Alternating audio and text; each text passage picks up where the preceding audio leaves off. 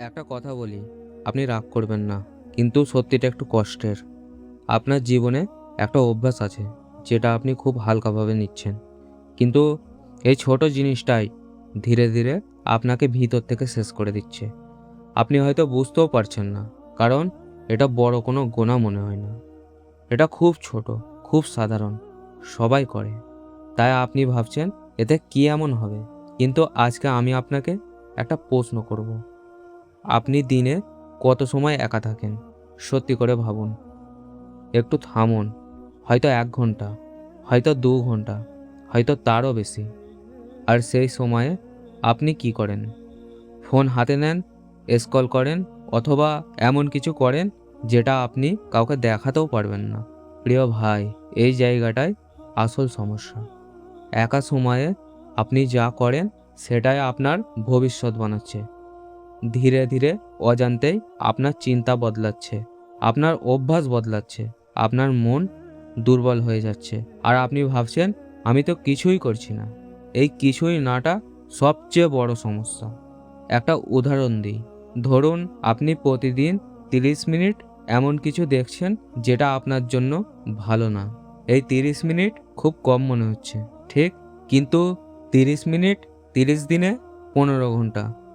আর এই 15 ঘন্টা 12 মাসে প্রায় 180 ঘন্টা। ১ বছরে 180 ঘন্টা। এখন বলুন, এটা কি ছোট?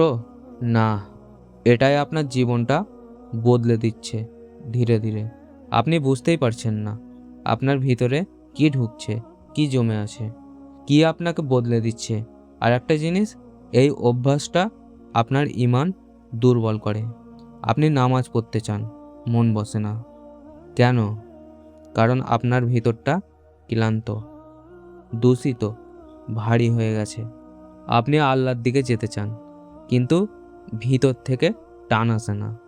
কারণ এই ছোট ছোট অভ্যাসগুলো আপনাকে আটকে রাখছে। এখন প্রশ্ন, তাহলে কি করবেন? সব একদিনে ছাড়বেন? না, এটাই আবার ভুল হবে। ধীরে শুরু করুন। আজ থেকে শুধু একটা জিনিস ঠিক করুন, একা থাকলে সচেতন থাকব। নিজেকে জিজ্ঞেস করব, আমি এখন যা করছি এটা কি আমার জন্য ভালো? যদি না হয় তাহলে থামুন। জোর করে না, ধীরে ধীরে নিজেকে বদলান। আর একটা পাওয়ারফুল কাজ, একা সময়ে ভালো কিছু ঢোকান। কোরআন শুনুন, ভালো কথা শুনুন, নিজেকে উন্নত করুন। কারণ আপনার মাইন্ড কখনো খালি থাকে না। আপনি যদি ভালো কিছু না দেন, খারাপ নিজে থেকেই ঢুকে যাবে। শেষে একটা কথা বলি, আপনি এখনও সময়ের মধ্যে আছেন। এখনও আপনি বদলাতে পারেন। এখনও আপনি থামতে পারেন। কারণ আপনি যদি আজ না থামেন, এই ছোট অভ্যাসটাই একদিন বড় সমস্যায় পরিণত হবে। শেষ কথা, আপনার জীবন বড় কোনো সিদ্ধান্তে না, ছোট ছোট অভ্যাসে তৈরি হয়। আজ একটা ঠিক করুন, কাল জীবন বদলে যাবে, ইনশাআল্লাহ।